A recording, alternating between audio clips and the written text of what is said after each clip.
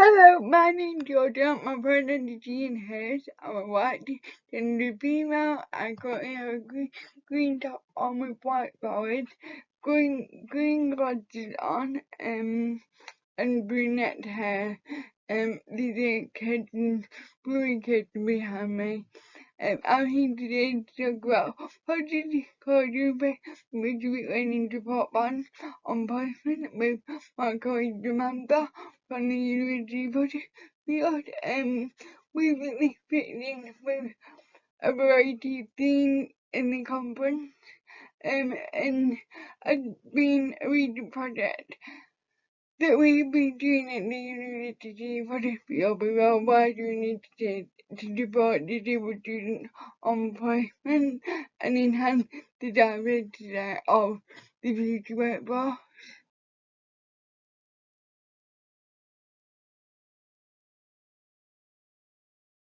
So why is this code needed? So we did a review and found some evidence that supported that. So 11% of 7,320 occupational welfare reported that they had a disability, and 130 regarding the number of disabled occupational welfare students is out there. Is that a similar or higher figure? We brought in highlighted the time to pay somebody and didn't need to not be recognized and that had disability. This then encouraged internal ableism. A student fear that they will get judged so they don't disclose. Not forgetting the internalized ableism is the result of ableism in the first place. They're not as good at reading disclosing in the past than about disclosing in the future.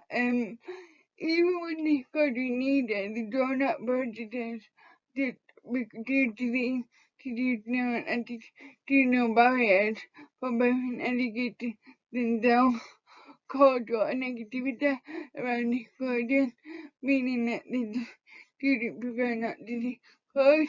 And the example by supportive environment integrated are needed to encourage positive disclosure rather than students being faced with these negative connotations. This slide is going to discuss the responsibility of positive disclosure, but first I would like to add an audio description and introduce myself. I am Samantha and I am a white cisgendered female with blonde mid-length hair and I'm wearing a green t-shirt and a pink blazer. So when we're considering the responsibility of disclosure, it is usually the disabled student who finds themselves in a situation where the onus is on them to first disclose their disability before any practical or supportive reasonable adjustments can be made.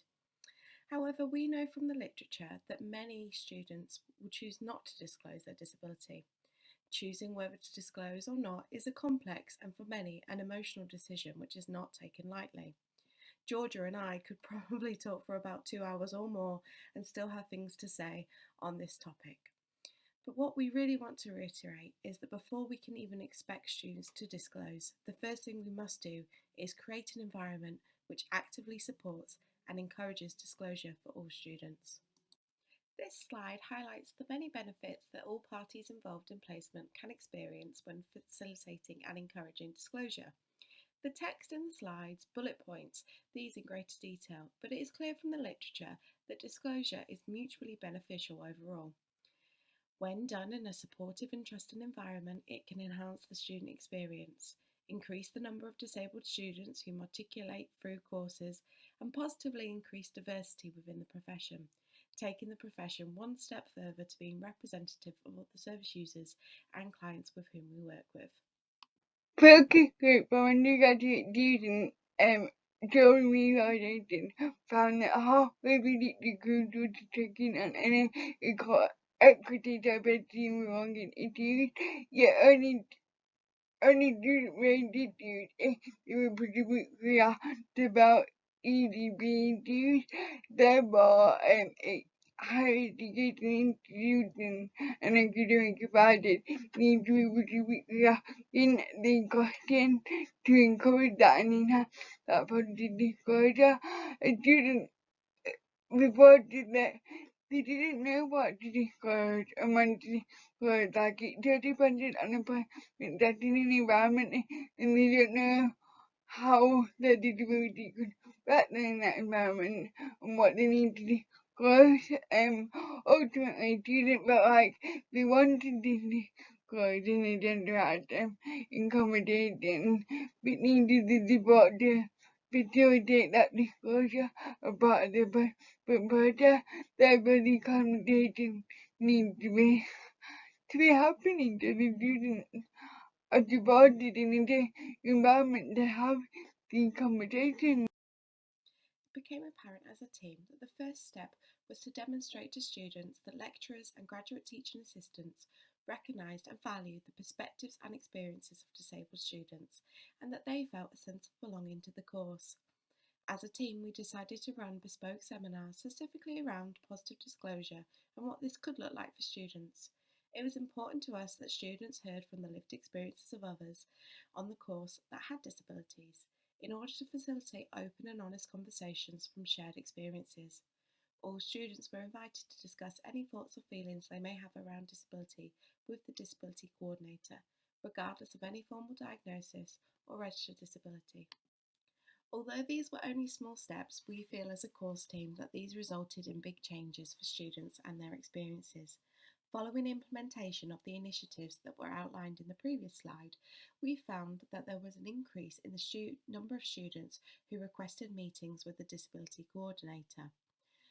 We found that more students proceeded with formal referrals for assessment, and positive feedback was given on the content and outcomes of the session and the impact that it had on their experiences of placement. One of the current initiatives that we are trialling at the university is the development of and continuation of placement-specific learning support plans. And just as each student has unique learning needs that are specific to their disability, placements also have their own unique demands that are specific to each practice area, and so it's not a one-size-fits-all approach. Reflections indicate that regular PSLSPs that are usually created by the disability team don't always match the complexity of the learning which is required on placement. Therefore, a placement-specific learning plan could be beneficial to support students and not just succeeding on placement, but actually thriving. There's no hard or fast rule when it comes to placement-specific learning support plans. These should and will look different for every student and possibly every placement that student goes on. They can be adaptable and supportive documents that change over time and with the student.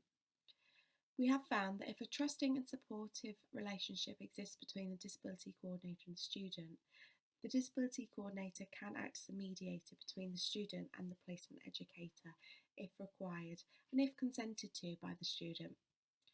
We'd also like placement educators to reflect that there's more than just one way to demonstrate learning. If a student struggles with one type of learning, why not change it up? I'm sure there's more than one way that student can demonstrate their learning. We also recommend the brilliant resources by Shine. Go check them out on Twitter. We cannot recommend them highly enough. So in conclusion, what have we learned from there?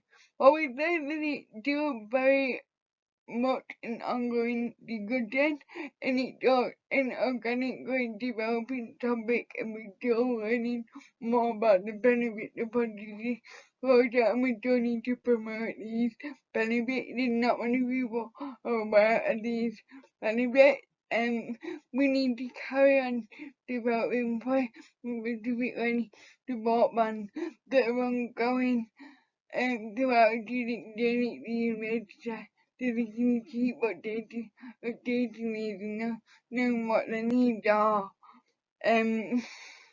We need to acknowledge that this is an ongoing process. There is no quick fixes here. Disclosure happens naturally over a period of time. We can't prepare for every hurdle, which is why the accommodation doesn't reach one point and doesn't stop. And facilitating positive disclosure and the phases and accommodation is everyone's responsibility.